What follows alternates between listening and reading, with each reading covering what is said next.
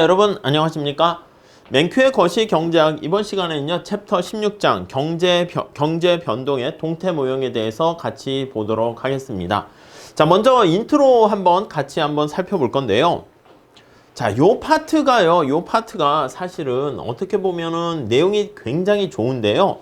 이건 이제 중간에 핵심만 딱딱 설명드리게 되면 여러분들이 오히려 이게 뭔 얘기하는 것 애매할 수가 있습니다. 그래서 우리 앞에서 했던 것처럼 교재가 되게 좋기 때문에 책에 있는 내용을 하나하나 살펴보면서 빠르게 같이 살펴보도록 할게요. 자, 461페이지 되겠습니다.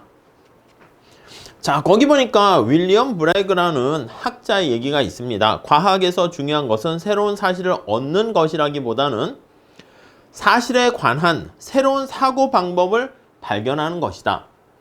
네, 어떤 사실이 있어. 여기 사실이 있는데 거기에 요거를 바라보는 새로운 사고방식을 우리가 발견해내는 게 더 중요하다라고 얘기를 하고 있습니다. 자, 1세기 전에 활동했던 물리학자라고 얘기하고 있는데 이 자연과학에 적용되는 건데 우리 경제학에서도 적용될 수 있다. 이렇게 나와 있습니다. 자, 두 번째 줄 보시면 경제학자들이 연구하는 많은 사실들 중에서 어떤 사실들이 있습니까? 여기 보면 다양한 거시경제 관련된 팩트가 있을 텐데요. 우리 한번 생각해 볼까요? 어떤 팩트들이 있어요? 우선 첫 번째, GDP. 네, 요게 있고, 인플레이션. 네, 요런 게 있겠죠. 인플레이션. 그리고 실업. 이게 다 거시경제 변수 아니겠습니까? 그 다음에 무역수지. 우리 앞에서 얘기했던 겁니다. 요런 것들에 대해서 우리가 살펴보는 거죠. 자, 이게 어떤 팩트라고 되어 있습니다. 자, 이 팩트를 우리가 어떻게 사고하면서 내용들을 캐치해낼 것인가, 그걸 살펴본다는 것이죠. 자, 이런 익숙한 사실에 대해서 새로운 사고 방법 나와 있죠. 이걸 우리는 뭐라고 얘기할 거냐면 새로운 모형이다, 이렇게 얘기할 거예요. 모델이다, 이렇게 얘기할 겁니다. 그래서 새로운 모델을 통해 가지고 뭐 이렇게 경제학에서 모형이 많은 거야? 예, 이 사실을 생각하는 사고방식이 달라지기 때문에 모형도 다른 걸 사용하고 있습니다.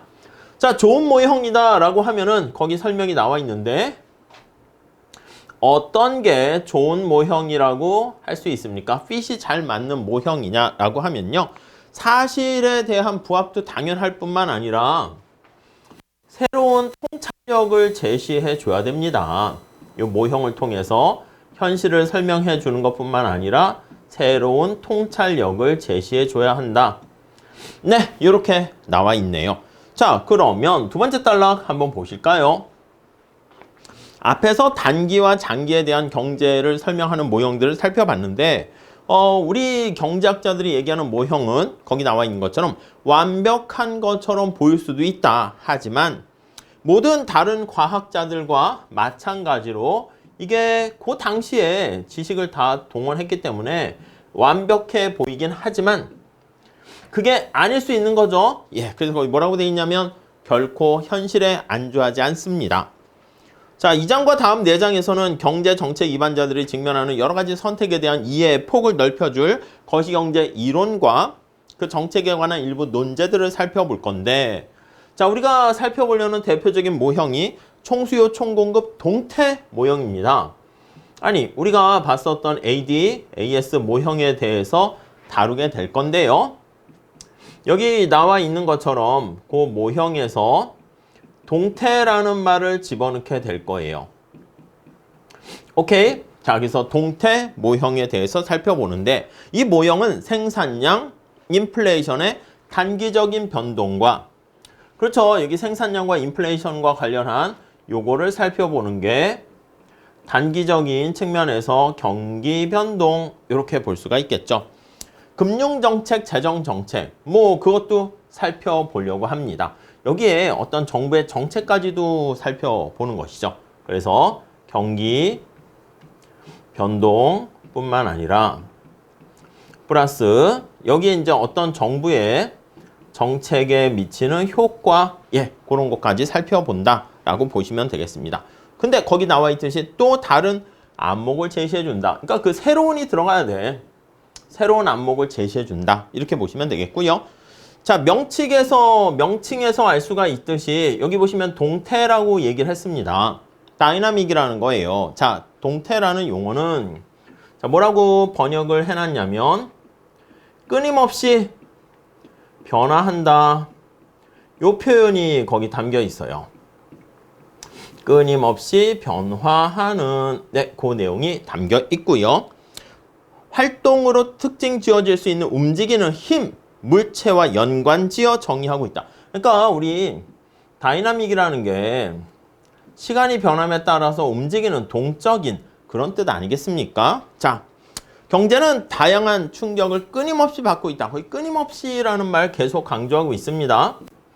끊임없이 어떤 외부적인 충격을 받게 되는데 자, 이 충격들은 경제에 단기적인 즉각적인 영향을 미칠 뿐만 아니라 요거 경기 변동에 미치는 영향할 때 우리 단기의 충격이다. 이 뜻은 뭐랑 같은 말이냐면 즉각적인 요거랑 같은 말로 생각하시면 되겠습니다. 즉각적인 다음 단계 충격이 어떻게 되는가? 네, 그건데 그것뿐만 아니라 시간이 감에 따라서 우리가 장기적인 이렇게 분석도 하는데 이 장기라는 뜻은 거기 보시면은요.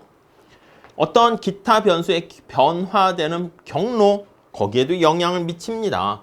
그래서 시간이 좀 더 장기간에 변화되는 경로를 시간의 감에 따라서 동적으로 우리가 살펴보게 될 겁니다.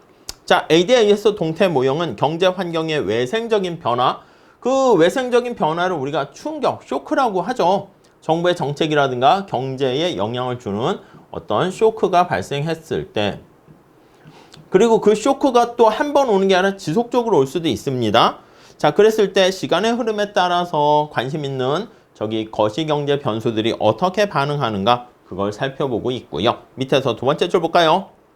이 모형은 동태성을 보다 강조하는 것 이외에 다른 면에서도 이전과 다르다. 우선 첫 번째는 동태적인 모형이다. 이게 이제 첫 번째 이전과 다르다라고 볼 수 있고요. 또 다른 특징이 있대요. 뭐가 있나 볼까요? 자, 경제 상황에 대한 금융 정책의 대응을 명시적으로 포함한다.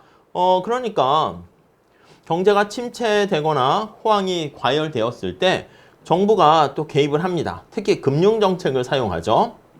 그래서 이 금융 정책에 어떤 대응을 우리가 하게 되는데 통화량을 증가시키거나 이자율을 조정하거나 그런 대응을 하는데 그런 대응이 기존의 모형에선 잘 반영이 안 되기도 했는데 이 대응을 명시적으로 드러낸다라는 게 하나의 특징입니다.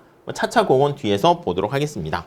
자, 중앙은행이 통화 공급을 설정하고 이것이 다시 균형 이자율의 결정 요인, 통화량을 증가시키면 이자율이 떨어지면서 화폐 시장의 균형이 설정되는 거 그런 단순한 방법을 얘기했으면 실제 많은 중앙은행들이 이자율에 대한 목표를 설정합니다. 그래서 중앙은행이 요즘 얼마 뒤에 테일러 준칙해서 많이 얘기할 건데 자, 이자율 목표제 가지고 이자율의 목표를 설정하게 되고요. 기준금리라고 보셔도 될 것 같고요. 자, 그걸 목표 이자율이라고 삼았습니다. 자, 요걸 달성하기 위해서 통화 공급을 조정하게 되고 더 나아가서 중앙은행이 설정한 목표 이자율은 인플레이션 및 생산량을 포함한 경제 상황에 의존한다. 그러니까 이 이자율은 어떻게 결정됩니까? 라고 하면요. 거기 나와 있는 요즘 이제 인플레이션 상황이잖아. 그래서 고금리를 적용하고 있는데 인플레이션이라든가 생산량 그래서 지금이 경기 침체냐 아니면 경제가 과열되어 있는가 뭐 그런 것들이 영향을 미친다는 것이지. 이런 것들을 우리가 경제 상황 이렇게 얘기를 하고 있고요. 그 상황에 따라서 이자율의 목표를 결정하게 되고 이 이자율의 목표를 달성하기 위해서 거기 보시면 이러한 금융정책, 통화량을 늘리거나 줄이거나 금융정책을 이용한다. 이렇게 보시면 되겠습니다. 자, 그래서 이런 금융정책 측면의 실제적인 특성을 좀 모형에 잘 반영해서 부각시킨다라고 보시면 되겠습니다. 자, 다음 단락 보시면 ADAS 동태 모형은 이전의 형태 모형과는 좀 달라질 수 있지만 그냥 비슷합니다. 약간 모형을 변형했다라고 생각하시면 되겠고요. 그래서 책에서는 뭐라고 얘기했냐면 요 새로운 요리하는 방법 이렇게 표현을 하고 있죠. 그래서 조리하는 방법을 우리가 나타낸다 라고 보시면 되겠습니다. 자, 이 모형에서는 기존에 알고 있던 경제적인 관계를 새롭게 구성해서 단기적인 변동의 성격을 보다 깊이 있게, 뎁스 있게 우리가 살펴볼 수 있다라고 나와 있고요. 앞장에서 살펴본 모형과 비교해 볼 때 ADAS, 동태 모형이 미 개척 분야에 관해 연구하는 경제학자들이 채택한 모형에 더 가깝다. 그러니까 그나마 우리가 봤던 ISLM 등등 필립스 커브, ADAS 이거는 전통적인 좀 오래된 옛날 모형이잖아. 최근 모형은 여기다가 어떤 다이나믹이라는 것을 집어넣었다라고 보시면 될 것 같고요. 그래서 여러 가지 외부적인 충격에 따라서 생산량과 인플레이션에 미치는 경제적인 사건을 분석할 때 이런 모형을 사용한다. 이렇게 보시면 되겠습니다. 자, 인트로로 우리 어떻게 보면 별거 없고요.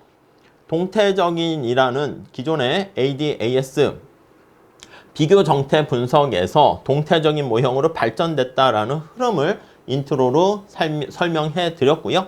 금융정책에 대한 어떤 여러 가지 중앙은행에 대응하는 모습을 명시적으로 드러내는 이런 모형들을 앞으로 살펴볼 거다라고 하고 인트로에서 설명을 하고 있습니다.